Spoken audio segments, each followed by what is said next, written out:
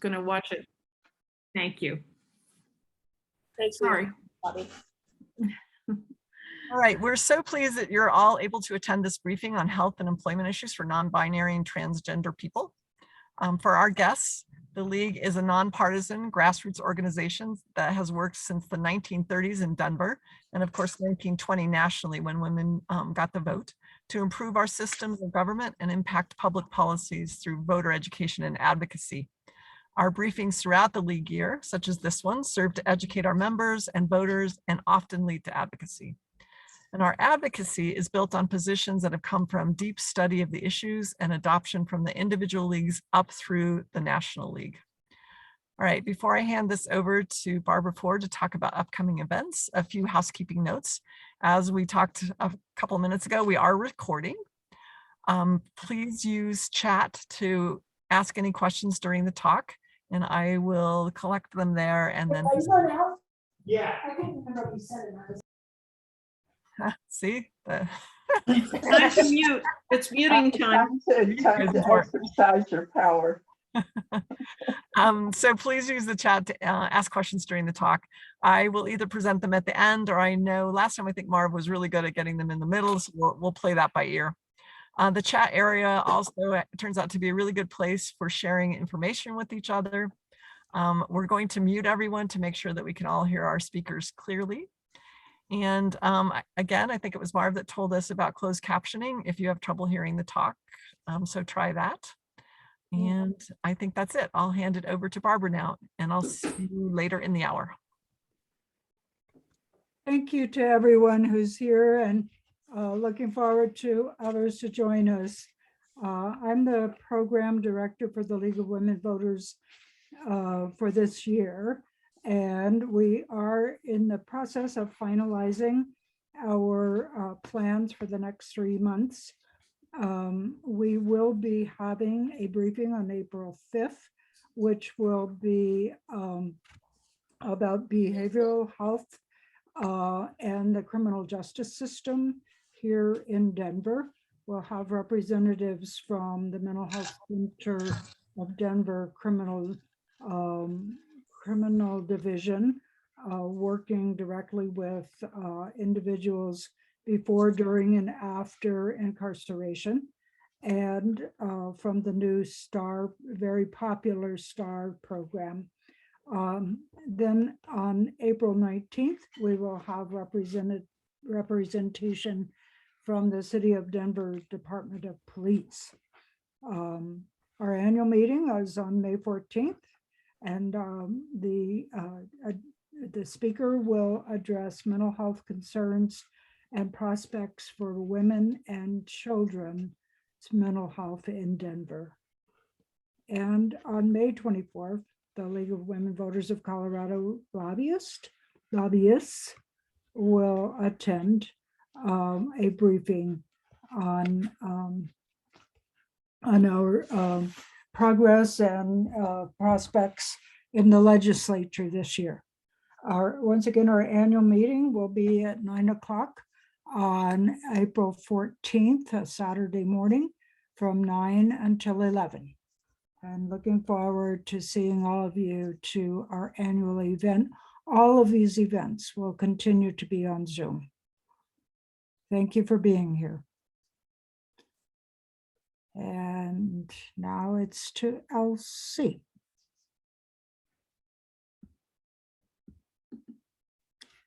Elsie, would you mind saying a few words about this non-binary work group? And Elsie, you're muted. She doesn't know she's muted there. Okay. The non-binary work group started beginning of last summer because of an issue with pronouns, and it's developed into something a lot more than that. We just had a meeting last week and decided that we will continue, and we're looking to this presentation and also to a meeting next month to find out just exactly where this will lead us. We're very, very concerned with what's been going on in terms of LGBTQ rights across the country, particularly in Texas and Florida, of course. And so we want to keep our eye on that, and we want to look for ways for advocacy. Andrea, are you going to introduce the speakers tonight, I think? I am. We all met Marv Allen in August when we did our summer briefing on use of pronouns, and that was extremely well received. Marv is the Health Equity and Training Director at One Colorado. And our other participant, who I'm delighted to have, is Ariel DeFazio. And Ariel is an attorney in the Denver area specializing in employment law, and has many experiences with employment law and LGBTQ people. So we are delighted to have her. And I think now I will, oh, I have one more slide. You remember this from August? What we're talking about is rights for everybody. And as Marv pointed out to us, I think last time, equal rights for others does not mean fewer rights for you. It's not pie. So with that, I'm going to stop share, and I'll let capable people start taking over from this point.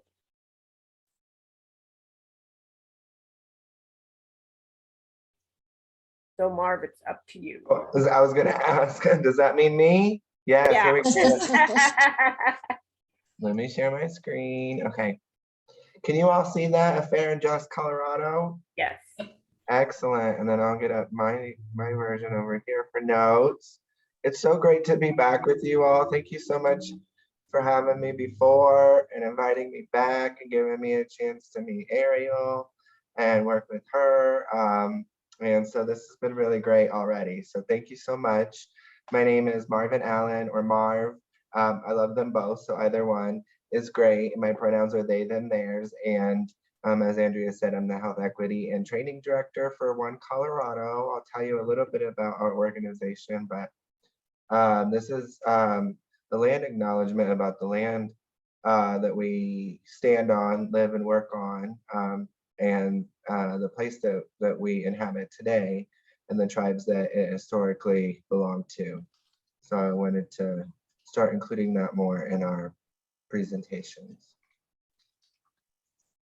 And then to tell you a little bit about One Colorado, I know that I've been here and met most of you before, so a lot of you already know, but just to give you a little bit of an update, One Colorado is the state's leading advocacy organization for LGBTQ Coloradans and our families. And we do this with a mission to secure protections and opportunities for LGBTQ Coloradans and our families. We've seen this, throughout the time that we've been an organization where we started out with a huge focus on relationship recognition, as well as anti-bullying and safe schools and LGBTQ health that we carry on today. But for a large part, met the goal of relationship recognition with civil unions and marriage equality. And so today, we focus on some other things. We have the Health Equity and Training Program that I oversee. We collect a lot of data on healthcare outcomes for LGBTQ Coloradans, our barriers to healthcare, and how that impacts our overall health and our lifespan. We also have a youth and community program that still focuses on serving youth and schools and school districts and school boards and groups that reach out to us, all kinds of folks.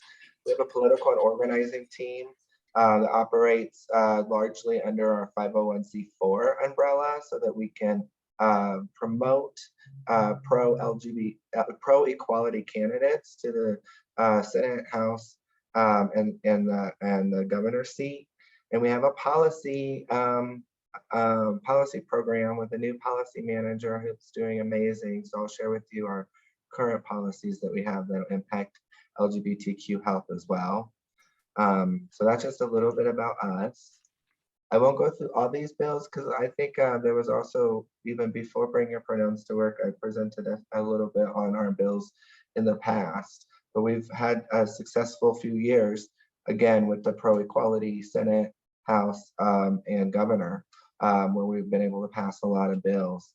The one I'll touch on that we're not currently doing is the Gender Identity Expression Anti-Discrimination Bill, House Bill 211108, because we're going to talk about that a lot today, because this bill revised the Colorado Anti-Discrimination Act and expanded the definitions that were currently in there or that were formerly in there. Before sexual orientation was defined to include transgender status. And in 2021, we went back with this bill to better define sexual orientation and also define gender identity and gender expression to make that clear in Colorado statute around those protections. And this year, we are working on a culturally relevant healthcare training bill that would grant, there's a fiscal note of $1 million that would grant funding through CDPHE for organizations to develop cultural competency trainings for healthcare providers and then implement those. And this is, as our policy manager put it yesterday, this is the beginning. This is us opening the door to expanding culturally relevant healthcare in Colorado through policy. So more to come on that even after it passes. We're also working on the Family Affirmation Act that helps folks, families legally adopt and have legal protections within their families when they expand their families through medical means and science. And so lots of times it's a lot of hurdles for folks for that second parent to get on the adoption papers. Say, for example, my egg was in someone else. I could go on the birth certificate as the father, but a birth certificate isn't legal, like a legal rights to the child, and it's more just shows the best date accepts you as a parent to the child. But same-sex couples specifically have to go through a lot.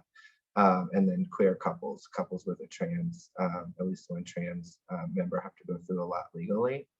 And then we also are about to introduce, which is why it's XXX instead of a number, a hate crime statute that really follows along with the updates we did to Colorado Anti-Discrimination Act last year and makes sure that gender identity, gender expression, and sexual orientation are all those updates and all those definitions are updated in the hate crime statute in Colorado. Any questions there about our bills before I tell you about some of the healthcare protections in Colorado for LGBTQ folks?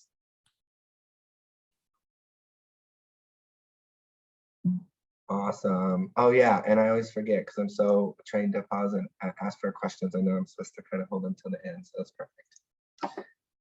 So a little bit about Colorado Anti-Discrimination Act. Ariel's going to tell you a lot about housing and employment, and I'm going to be taking lots of notes, and I'm glad to have her slides to be able to go back to, because I'm excited to learn about that. The Colorado Anti-Discrimination Act prohibits discrimination in housing, employment, and public accommodation. Public accommodation means any place of business engaged in any sales to the public and any place offering services, facilities, privileges, advantages, or accommodations to the public. And how this applies to healthcare is that healthcare and schools, so we operate with CADA a lot with protections for youth as well. Healthcare and schools are both places of public accommodation. So the Colorado Anti-Discrimination Act prohibits discrimination in healthcare and in schools as their accommodation. I don't know what happened. Okay, and so here's a list of all of the areas that are now specifically defined and listed in the Colorado Anti-Discrimination Act: disability, race, creed, color, sex, sexual orientation, gender identity, gender expression, marital status, and national origin or ancestry are all protected in Colorado. As I said before House Bill 21-1108, gender expression was not specifically defined in statute. Transgender status was covered under the definition of sexual orientation, and I think I have the definition here in one of my notes for you.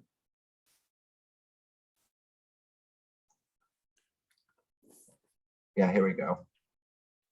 So the former definition was orientation toward heterosexuality, homosexuality, bisexuality, or transgender status, or another individual's perception thereof.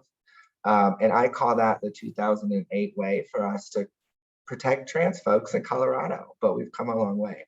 And so we were able in 2021 to go back and make sure that those are specifically defined in statute. And what you'll see in the next few slides is that our medical systems, the Colorado Division of Insurance and Medicaid, have been interpreting that to protect trans folks, that former definition, and to protect based on gender identity. But this makes it really explicit in law and helps Coloradans know that they have these protections.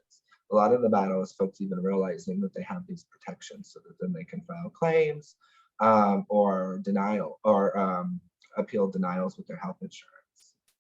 So the definition of gender expression is an individual's way of reflecting or expressing the individual's gender to the outside world, typically demonstrated through the appearance, dress, and behavior. So we talked about this on the Bring Your Pronouns to Work training. So maybe some of you all weren't there, but we shared a gender unicorn, and there was a green line outside the gender unicorn that really says this is gender expression. And truly a lot of things that we do are gendered. And what we know is that gender expression is also really bound to culture and time and space. Article of clothing that is feminine in one culture today could be masculine or not gendered in another culture. And we've also seen that over time within the same cultures. And so that changes. And so gender identity, an individual's innate sense of the individual's own gender, which may or may not correspond with the individual's sex assigned at birth. So as I said before, the good news is we're all experts on our own gender identity. We all know it, and no one else knows it unless we tell them how we feel. And sometimes folks' gender identity doesn't match up with their gender expression, and there's a lot of reasons for that. Sometimes it's not safe for them. They don't have the financial means to make that possible, or it is. And as I like to say, you're not picking up what they're putting down. And that's okay. But that's why we have both of those defined. So it's clear that folks are protected either by the way they present or by the way they feel innately about their sense of their own individual gender identity. And then now we have a right-on definition for sexual orientation instead of something kind of jumbled together to protect a lot of folks. So an individual's identity or another individual's perception thereof in relation to the gender or genders to which the individual is sexually or emotionally attracted, and the behavior or social affiliation that may result from that attraction. So that's how it's defined in Colorado statute now. We also see, as I said before, even with that definition that we were previously working with CADA, and with the expansion of the ACA, the creation and then the expansion of ACA, we saw Health First Colorado as well as Colorado Division of Insurance really coming in line to make sure that a gender affirming care is offered through their benefits. And in 2017, Medicaid had expanded that. I've been working with someone for about a year and a half. She's been working to actually get her denials. She assumed that she was going to get through Medicaid for facial feminization surgery so that we could appeal them, and she was approved. So I just found that out within a few weeks ago. And so they're really coming a long way too. Things that they were denying before is now being approved. So look for a lot of things to change pretty fast with gender affirming care. And as you know, as I mentioned already, Colorado Division of Insurance has been a huge ally in expanding gender affirming coverage. What's important to know about the Colorado Division of Insurance is that their regulations only apply to those insurance companies that they have regulatory, I'm losing words, I'm so tired.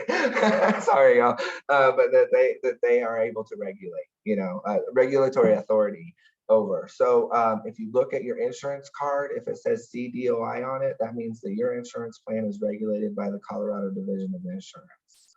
A lot of folks have insurance, a lot of Coloradans have insurance companies that isn't regulated by the Colorado Division of Insurance. Things like Medicaid, which we saw is really awesome, but not in every state. Medicaid, Medicare, TRICARE for veterans, folks who might be on their parents' insurance. We see this a lot with students, maybe from out of state. their parents' insurance from another state, the Colorado Division of Insurance Regulations is not going to apply to them. Or if they work in Colorado, but they're the main branch of their company is in another state, then they're purchasing insurance in that state, and their division of insurance regulates those plans. But it does apply to the plans on the marketplace, and then Colorado-based insurance plans through your employer. So that's a lot of folks. And so this is why the next thing is really, really exciting.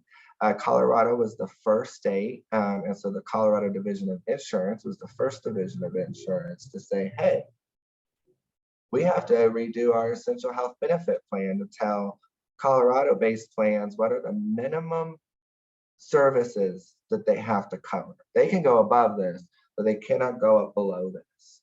And Colorado Division of Insurance added gender affirming care, specifically listing facial feminization surgeries and breast augmentation for trans feminine folks, because those were the ones we were getting denials for still in Colorado. So this is really exciting. It takes effect January 1st, 2023. We'll see a lot of bumps in the road as things are getting worked out, but this gives us a lot of power to work those out. And as I said, it applies to CDOI plans. And so you can check your insurance card to see if it says CDOI on it. And then also our Medicaid has come a long way and keeps going. That's us on the social media handles, Facebook, Twitter, Instagram, LinkedIn, YouTube, and our website. And then that is all from me. I don't know if we're pausing here for questions or if we're going to blaze through with Ariel. No preference on my end, Marv. I think there's one question hanging out for you. There is one question I can ask. Do you foresee that people from Texas and other states will come to Colorado to access gender affirming care? If so, are we capable of handling this influx? You know what, I do, because I'm looking at my Slack now. I'll pull up an article someone posted. There was an article published, probably the Denver Post or something like that. But I'll pull it up and drop it in the link where people are saying. I think we can handle it, because I imagine when we think about the number of families, it's not going to be a huge number. What I worry about is when, I want to say if, but I'm more likely to say when we lose our pro-equality majority at some point, are those families going to have to flee again? And so that's my concern when I think about that. But yes, I do think it's happening. So I'll look for that article and drop it in. And then what's contributed to Colorado leading the way in gender affirming care? Yeah, there's a lot of pieces here. And I was just on a presentation earlier with an advocate from California. It was really great to hear their path through the state accessing and or making gender affirming care accessible, because I feel like we're always like a few steps behind them, and we do take a lot of their legislation and say, how can we improve it, or not improve it, but modify it for Colorado and work out any kinks that, you know, maybe they didn't think of because they were the pioneers in it. So we do a lot of that. Our PrEP and PEP bill a few years ago is an example of that. So I think a lot of what's made us successful is the Colorado Anti-Discrimination Act and having transgender status covered since 2008. Further beyond that, the expansion of the ACA in Colorado, it changed the game for a lot of LGBTQ folks accessing care. And on top of that, when you add the way that Medicaid has included gender affirming care, and since 2017, HRT and almost all surgeries, but we're still denying facial feminization and breast augmentation based on cosmetic reasons. But when you see that those two things paired together, yeah, it's been amazing. And so we have a lot of allies in the Colorado Division of Insurance. You know, since this is offline, I'll say our former policy director works at the Colorado Division of Insurance now, but she is not the only ally over there. She's got a whole team she works with and many other folks. And so I think in some ways we've gotten lucky, in some ways we've been really smart. And it's a combination of the two, I think. Yeah. And certainly from the perspective of the Colorado Civil Rights Division is the state the state agency that's in charge of administering and enforcing the Colorado Anti-Discrimination Act. And my understanding is that they've been quite forceful in enforcement mechanisms in the last few years, whether it's on behalf of students or I think it was in some sense access to healthcare. So I think hopefully that's had a lot to do with it too, which is very, that makes me feel good in a world where we have lots of bad news. So hi everybody, quick whiplash turn here. So I'm going to talk a bit about employment issues, not housing, because even though Andrea mentioned I might talk about housing, I'm not talking about housing. Employment is my area of expertise. So sorry. The Colorado Civil Rights Division luckily does also enforce housing discrimination issues, and they're also covered by the Colorado Anti-Discrimination Act. So all the information that even Marv shared with you is relevant to housing as well. So my perspective here is that of a practitioner. So I'm grateful for people like Marv who are, policy tuned into the policy, tuned into the legislature. I only have so much patience for that. I tend to tune in when it's going to impact my clients and my practice, but I don't always have the patience for it. So I'm grateful that there's been some really cutting edge law in Colorado in the last few years that have helped my clients. So I work with people who are mostly the victims of discrimination. So, the people who I've represented who are impacted by what we're talking about are folks who are trans and non-binary, and certainly all along the LGBTQ spectrum who've been, fired from jobs, not hired, or subjected to hostile treatment at work because they, the kind of standard example is somebody is working, they come into work and they tell their boss that they're going to transition because their gender identity is maybe, not consistent with their, gender or the sex at birth. And then there's an uproar, the person's terminated, they're not allowed to transition. And that's, that's what ensues. So Marv, feel free to advance a slide. So what laws protect non-binary transgender folks?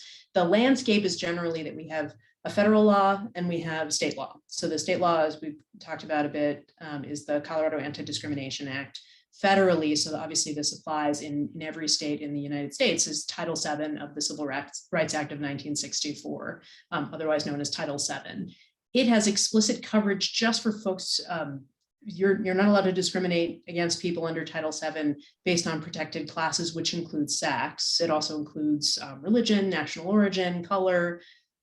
But here, sex is what's relevant. And sex is actually the only kind of piece here that's covered. So there's no explicit coverage for folks who are transgender. There's no explicit coverage for people who are gay or fall along the LGBTQ spectrum. That coverage resulted only because of the US Supreme Court, which was an amazing opinion from Judge Gorsuch. I very rarely agree with him about just about anything, but that was an amazing opinion that came out last year. We now have coverage under Title VII for people if they're terminated or treated differently at work because they're gay or because they're transgender. Gender expression is not explicitly covered. And if I have a client who has an issue with discrimination that touches on gender expression, I usually have them filing with the state agency, the Colorado Civil Rights Division, to get coverage under CADA, the Colorado Anti-Discrimination Act. Another thing to note about federal law, Title VII, is it only covers companies that are 15 or more employees. So if you're in a small employer, which I am, I only work at a firm with 5 people, you're not covered by federal law. You're covered by CADA. And luckily for us in Colorado, CADA is a pretty progressive piece of legislation for reasons that Marv already discussed, and we've had some really great improvements in the law over even the last 10 years. So as he talked about, there's explicit coverage for people based on sexual orientation, gender identity, and gender expression, which, as Marv talked about, is now less clunkily defined. It was just that transgender people were kind of shoehorned into sexual orientation, which was not the right spot for that definition. So now it just makes more sense with how it's how the definitions are set forth, and it applies to companies regardless of size, with a few exceptions that I'll talk about. And both federal and state laws require that you first go through an administrative process. So if you have a discrimination claim, this is just a kind of an FYI, you can't just march right into court. You're actually obligated to first file a charge of discrimination with an agency. If it's Title VII coverage, then you're filing with the U.S. Equal Employment Opportunity Commission, the EEOC. And if you have a claim under CADA, you're filing with the Colorado Civil Rights Division. And your charge sits there for at least 6 months. And at that point, you can kind of stop what the agency is doing, get a notice of right to sue, and go to a courthouse and file a lawsuit. But that process is put in place to, basically slow down your claims to ideally give the agency time to investigate a discrimination complaint, but sadly, that's not usually what happens.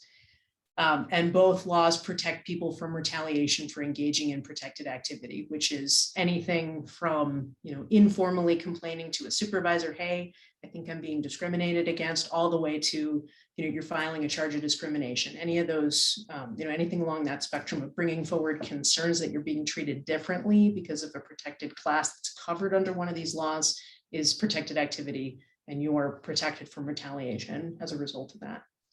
So you can move ahead, Marv. Thank you. So generally, what is employment discrimination? You can't treat somebody differently because of their protected class. And here we're talking about gender expression, transgender status, sex, or for expressing concerns about that different treatment. And that's what retaliation is.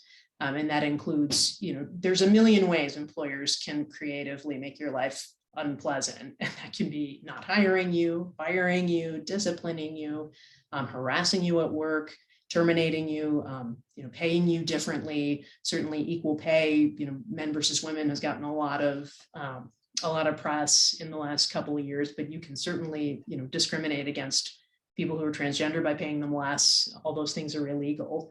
And then how do you prove it? And this is where, things get a little bit hairier, because I dare say that with as much discrimination and retaliation that still happens, people are a bit more sophisticated on how they do it.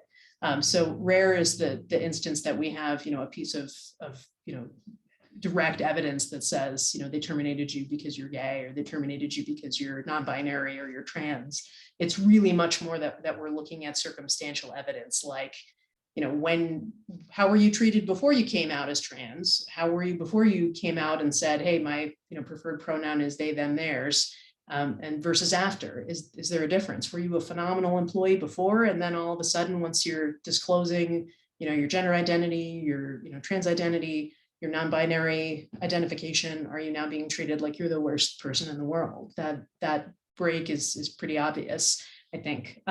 Comments to you and members of the same protected class. And I think for people who are trans or who are non-binary, this is a place where kind of deliberate misuse of preferred names and pronouns is pretty evident. So I think we all know the difference between someone who's really trying, even if they kind of mess up a lot, and somebody who is intentionally using your dead name, using a name that you do not want to be referred to as, maybe a given name, or using pronouns that they know you do not identify as, and they're using that as a way to harass you and kind of go for your underbelly. And that's actually recognized in Colorado Civil Rights Division's regulations about CADA, that the misuse deliberately of pronouns is a way to actually harass somebody based on gender expression and gender identity. And then you also look at the treatment of similarly situated employees, so other people who are subject to the same expectations, who maybe have the same supervisor. How are they treated? So somebody who's non-binary versus somebody who's cisgender, how are they treated? And those are the kinds of things that I, as a practitioner, look for to try and decode whether there is discrimination going on. So feel free to go forward, Marv. So CADA, as I mentioned, has had some really great improvements in the last, decade or even less. And I'd say, I'm coming to this presentation from the perspective of a practitioner and not really a policy wonk. And also, these areas for improvement are applied to employees beyond just folks who are non-binary and trans. I think, the non-binary and trans individuals will benefit from a lot of these improvements. And otherwise, these are just improvements that help employees in Colorado. So just a few things that are helpful is that now remedies under CADA are comparable to federal law. So it used to be that you could only get If you were terminated from a job because of a protected class like being gay, you could only get your back pay, so the money that you lost by being terminated. Meanwhile, under federal law, you could get attorney fees, you could get compensatory damages, which are for emotional distress. You didn't have access to a jury trial under state law, and all those things have been remedied now, where the kinds of damages that you can get are on par with what you can get under federal law. And that's really important because it incentivizes attorneys to bring these kinds of cases when they're meritorious. There's a great change to race now that includes hair texture, hair type, or protective hairstyles. That was the Crown Act that passed a few years ago. There's something called the Pregnant Workers Fairness Act, which is now if you are a pregnant worker, you're recovering from childcare and a related condition, you can get accommodations. I think most people are shocked that this is not the state of the law federally. You are not obligated to give a pregnant woman an accommodation. You have to treat her under federal law the same as you would treat a person with a sort of similar disability. So if somebody has, a back injury and they have a 20-pound lifting restriction and a pregnant woman has the same 20-pound lifting restriction, you have to treat them differently, but there's nothing you have to kind of do especially to go out of your way for a pregnant woman. So that's now part of Colorado law, and it's terribly useful. And then also Marv talked about the explicit protection for gender expression, which is great. That's just improved the law immensely. So you can go on to the next slide. So what issues remain? Again, this is from my perspective as a practitioner, and really this applies to all employees would benefit from some of these pieces. So in my mind, the compensatory damages caps, so the amount of money that if you go to trial and you win, that you can get against small employers is abysmally limited. So if you are subjected to just terrible harassment at an employer with 3 people, you're, let's say, a trans person who your supervisor deliberately refers to as the wrong pronoun, you're subject to discipline, you're terminated, all this goes on for months and months. It's horribly traumatizing for people. You can get a maximum of $10,000 to get you to make you whole for all of that emotional distress. You can still recover money for your back pay, for maybe some money going forward to make up for any income inequality that you have in trying to find work, but that's all you can get. And I just think that's abysmal in my personal opinion and professionally, because I think it keeps some of these cases from being brought. Same thing for even a 5 to 14 employees, you're looking at a $25,000 cap. And that's, in my mind, just not enough. And I know that I was not a part of the CADA amendments that got these caps added. And I'm sure there was lots of horse trading going on, but this is what I imagine made it more palatable for this law to pass that would even allow for compensatory damages, as legislators wanted to limit the liability for small employers because they were afraid that these kinds of claims were going to put people out of business, without thinking that maybe small employers just shouldn't discriminate against people. And that would be a great way. It would be a great way to save costs. So another issue that I think exists is that you only have 6 months to file a charge of discrimination. And that might seem, with the Colorado Civil Rights Division, which, as I said, is a prerequisite to filing a lawsuit. And that may seem like enough time, but boy, it's gone before you know it. And the problem is that if you're working in an environment where things continue to happen to you, let's say you're disciplined, you're not promoted, and then you're fired, if that all happens over a 2-year period and you only file at the end, you've lost, you can only go back 6 months. So you've potentially lost some of those first, initial adverse actions is what we call them. So 6 months is just not terribly long. Under CADA, there's also a cutout for individuals in the domestic service of any person, so nannies or housekeepers. I have no idea where that exception came from, but it's a disturbing one in my perspective. There's no exception like that in federal law. Employees of religious organizations and also independent contractors. And that's the same case with the federal law too, but it's a hole that is problematic because there are plenty of people who are misclassified as independent contractors. There's plenty of people who don't have a choice as to whether they're employed as an independent contractor or an employee. Harassment is actionable only if it is severe or pervasive. So if you're treated poorly at work, you kind of have to hit a certain threshold before it's actionable. So you can just be moderately miserable and moderately, treated poorly, but it's not quite rising to the level of harassment. And severe or pervasive is one of those standards that, as a practitioner, is extremely elusive. It can be very difficult to get there, even if your client has been, to hell and back.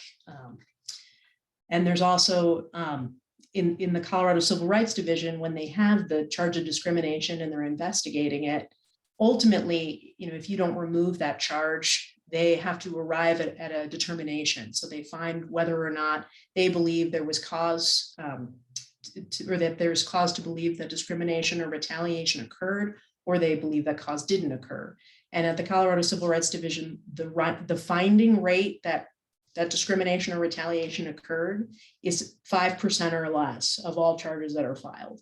That's comparable to the EEOC. So the two of them have abysmally low rates, but I mean, that to me is just not remotely reflective of the instances when discrimination and retaliation actually occur. And I don't know what the problem is exactly. If it's, these agencies are understaffed, they're pressured to not find cause.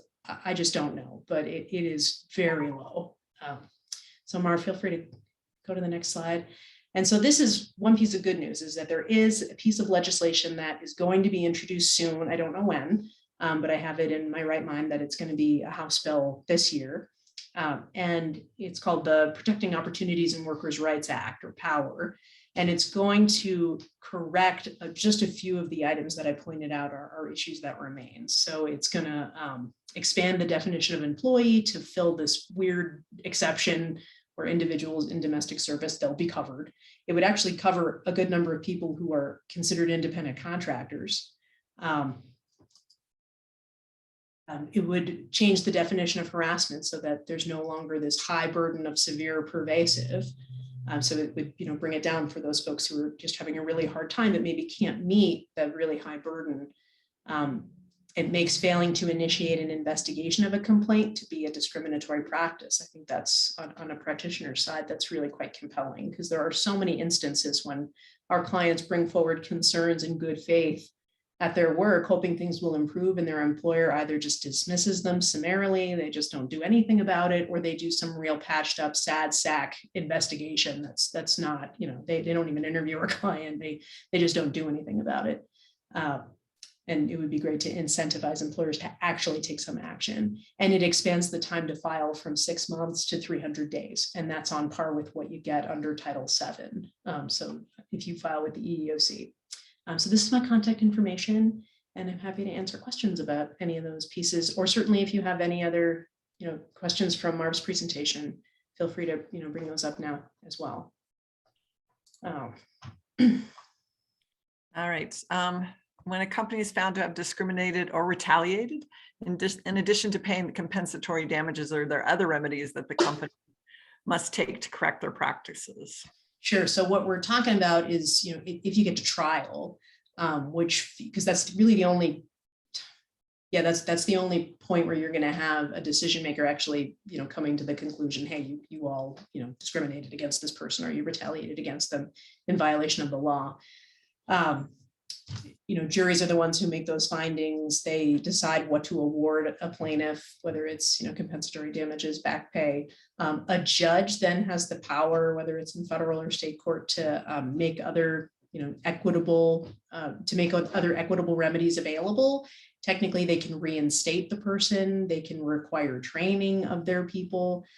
Judges generally tend to not kind of get involved too much in that. So there are very, very, very rare instances of, requiring a company to have, proper, policies in place, or to terminate somebody who was the harasser or retaliator.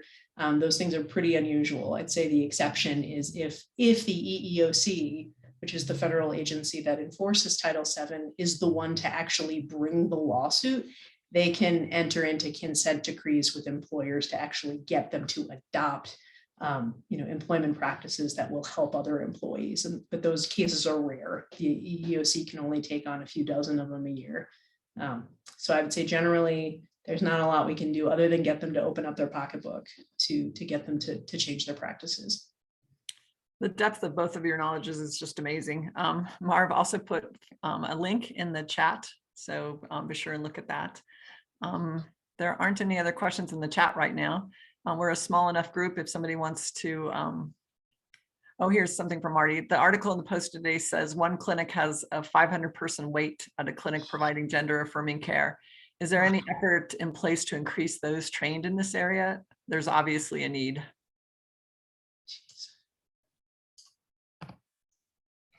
Yeah, we're seeing the wait list as even as fast as some of these hospital systems can move through them, growing even faster as folks learn about their rights in Colorado, as their rights to healthcare access expand in Colorado. I've already been chatting with a few folks about what's going to happen January 1st when all these folks who have been waiting for facial feminization surgery because they cannot afford it out of pocket because it's unaffordable for almost anyone out of pocket, learn that they can go get it, and they can go get the approval. That there's going to be a wait list for that as well. I think there are different systems working on it to try to improve it, and at different spots. For example, there is a huge wait list through UC Health for electrolysis for vaginoplasty. And this is because they're one of the few places where folks on Medicaid can go get this.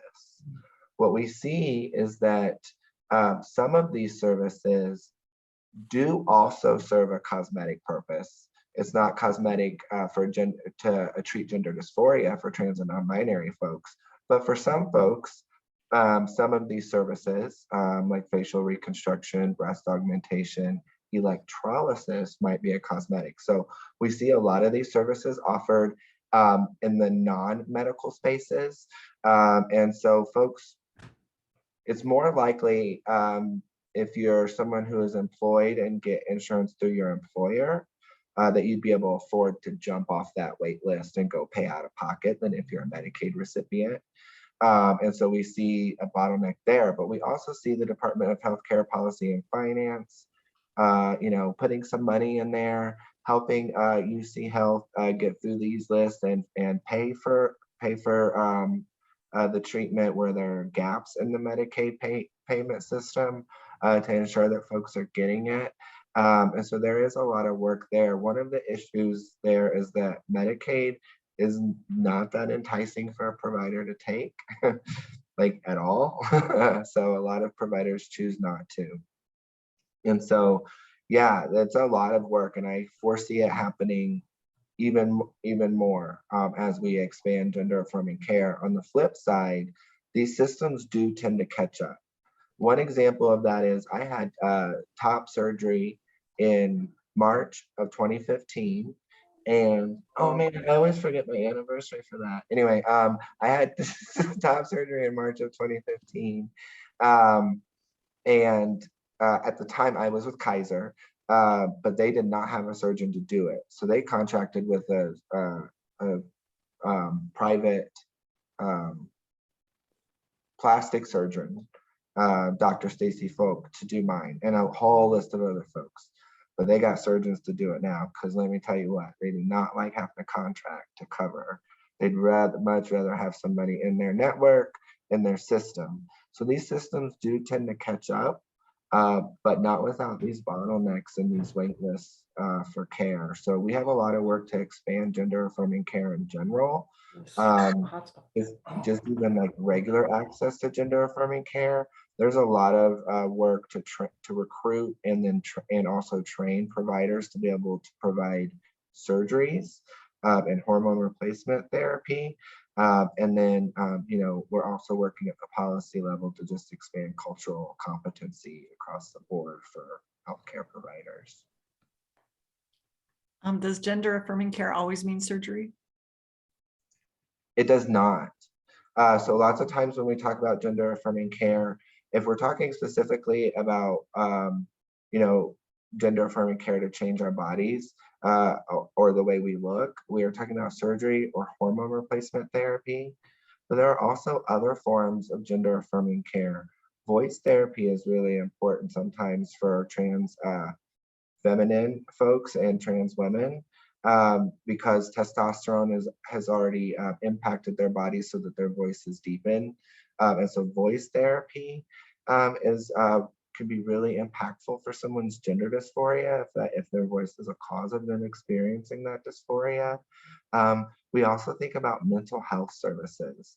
Not only is mental health literally a gate to us accessing gender affirming care, we need to get letters from our mental health providers within so many days before the surgery. They need to sign off. They need to be able to say, yes, this is in line with the World Professional Association for Transgender Health, what we call WPATH. They need to be able to say this is in line with WPATH standards for gender affirming care. Check mark this kind of thing. And so not only is it important to us as it is to everybody to have access to mental health care, but those of us who need to access hormone replacement therapy or surgery, we have to have mental health care to be able to get that paid for by our insurance providers. Oh, interesting. I don't see any other questions. Anyone else? Right, Elsie or Elsie, do you want to take us out today or? I'll go ahead. Thank you both very much for your presentations today. Thanks to everyone else for being patient with our process, and looking forward to presentations in the future. The recording and the slide decks that Marv and Ariel used will be posted on our website soon, maybe tomorrow, maybe the next day. But please look for those and share them with your friends and family. Yes, thank you all very much. Thanks Bye, for everybody. Thanks, Thank this is you. great. Very informative. Thank you so much. It was just great.